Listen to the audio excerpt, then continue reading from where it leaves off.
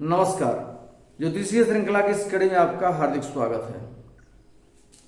कुंडली के अनुसार जातक के उद्यम का विचार और उसके धनोपार्जन का विचार, इस विषय के अध्ययन के क्रम में आइए अब हम आगे बढ़ते हैं और कुछ अन्य सूत्रों का अध्ययन करते हैं। इस कड़ी में हम चतुर्थ स्थान बृहस्पति और शुक्र और चंद्रमा जो चतुर्थ का कारक है, इनके द्वारा जो ज्योतिषीय सूत्र पैदा होते हैं धनोपार्जन संबंधित और उद्यम संबंधित, इसके बारे में जानते हैं। एक सर्वमान्य सूत्र है कि चतुर्थ स्थान एवं बृहस्पति के बलाबल तथा उन पर शुभ ग्रह की दृष्टि और योग के अनुसार जातक के सुख दुख का विचार किया जाता है। एक सर्वमान्य सूत्र है। चतुर्थ भाव तथा बृहस्पति, उनका जो बल है, बल या निर्बल स्थिति में है, या उनके साथ ग्रह की दृष्टि और योग कैसा है चतुर्थ भाव में और बृहस्पति के साथ, इसके अनुसार हम जातक के सुख दुख का विचार करते हैं। चतुर्थ भाव में जो ग्रह बैठा हो, यदि वह अपने शत्रु की राशि में हो अथवा लग्न से षष्ठ, अष्टम अथवा द्वादश स्थान का स्वामी हो और लग्नेश का शत्रु हो, तो ऐसी स्थिति में जातक के शारीरिक सुख की हानि होती है। परंतु ज्ञातव्य हो कि सूर्य और चंद्रमा को अष्टमेश का दोष नहीं लगता है। चतुर्थ भाव में जो भी ग्रह बैठा हो कुंडली में, वह अपने शत्रु की राशि में यदि हो अथवा लग्न से छठे, आठवें या 12वें भाव का स्वामी हो, जो चतुर्थ में बैठा हो ग्रह, और लग्नेश का शत्रु भी हो, षष्ठ, अष्टम या द्वादश स्थान का स्वामी हो और लग्नेश का शत्रु हो, तो ऐसी स्थिति में जातक के शारीरिक सुख की हानि होती है। परंतु हम जानते हैं कि सूर्य और चंद्रमा को अष्टमेश का दोष नहीं लगता है। जैसे मान लें अष्टम भाव में सिंह राशि है तो सूर्य अष्टमेश होगा, और यदि वो चतुर्थ भाव में बैठता है तो उसको अष्टमेश का दोष नहीं लगेगा। या चंद्रमा यदि कर्क राशि होने से अष्टम भाव में चंद्रमा अष्टमेश होता है तो चंद्रमा को भी अष्टमेश का दोष नहीं लगता है। अगला सूत्र है चतुर्थ स्थान में स्थित ग्रह पर दृष्टि डालने वाला ग्रह और चंद्रमा जो कि चतुर्थ भाव का कारक होता है बली हो तो जातक को शारीरिक सुख होता है। चतुर्थ भाव में जो स्थित ग्रह है उस पर दृष्टि डालने वाला ग्रह, उस पर चतुर्थ भाव में स्थित ग्रह पर जो ग्रह अपनी दृष्टि डाल रहा है, और चंद्रमा जो चतुर्थ भाव का कारक ग्रह होता है, ये दोनों यदि बली हों तो जातक को शारीरिक सुख होता है। चतुर्थ भाव में स्थित ग्रह पर दृष्टि डालने वाले ग्रह का बली होना जरूरी है और चंद्रमा का बली होना जरूरी है। ये दोनों यदि बली हों तो जातक को शारीरिक सुख की प्राप्ति होती है।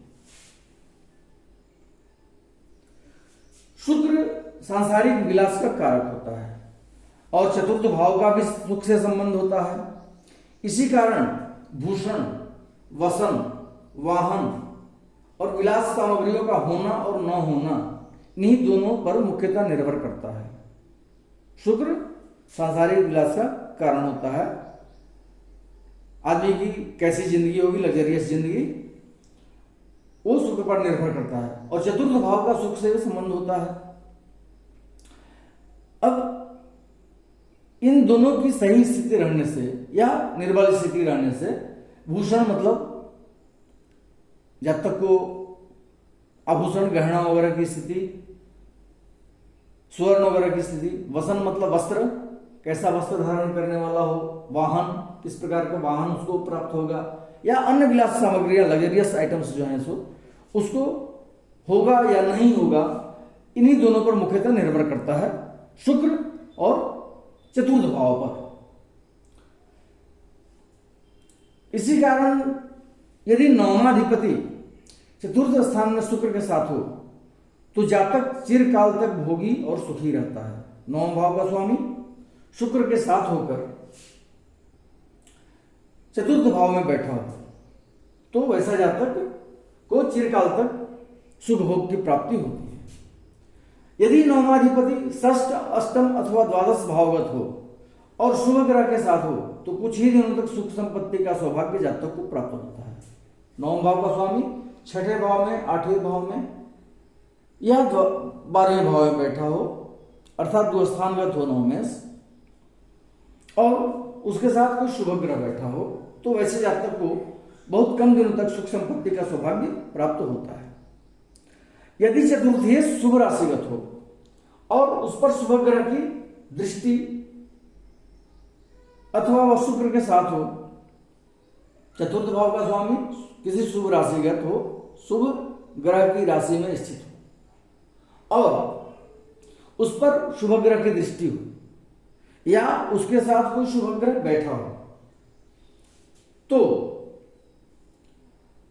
या वह शुक्र के साथ बैठा हो परंतु पापग्रह अथवा शत्रुग्रह अथवा नीचस्थ ग्रह की दृष्टि से वंचित हो, वैसा चतुर्थेश जो शुभ राशिगत हो और उस पर शुभ ग्रह की दृष्टि पड़ रही हो या वह शुक्र के साथ बैठा हो और उस पर किसी पाप ग्रह की दृष्टि नहीं पड़ रही हो, किसी नीच राशि में स्थित ग्रह की दृष्टि नहीं पड़ रही हो या किसी शत्रु ग्रह की दृष्टि उस पर नहीं पड़ रही हो तो वैसा जातक सुगंधादि और अनेक पुष्पादि का सुख प्राप्त करता है, अर्थात सुगंध पूर्वक जिंदगी उसकी व्यतीत होती है, जिंदगी में आनंद होता है। इसका कहने का मतलब यह है।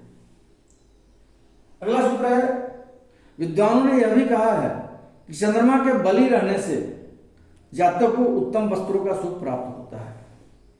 चंद्रमा के बलाबल पर जातक के वस्त्रों का हम विचार करते हैं। यदि चंद्रमा के साथ राहु अथवा केतु बैठा हो तो ऐसा जातक जीर्ण वस्त्रधारी होता है, अर्थात फटे पुराने वस्त्र पहनने वाला जातक होता है चंद्रमा के साथ राहु अथवा केतु के स्थित रहने से। वहीं चंद्रमा यदि बृहस्पति के साथ बैठा हो तो जातक रेशमी वस्त्र धारण करने का सौभाग्य प्राप्त करता है। यदि चंद्रमा शुक्र के साथ बैठा हो कुंडली में तो रत्न इत्यादि से जड़ित वस्त्र पहनता है जातक, और यदि शनि के साथ बैठा हो तो जातक को काला वस्त्र धारण करना होता है, काला वस्त्र धारण करने वाला जातक होता है। अब ये सब योग जो हैं हम पहले से भी जानते हैं कि जो ग्रह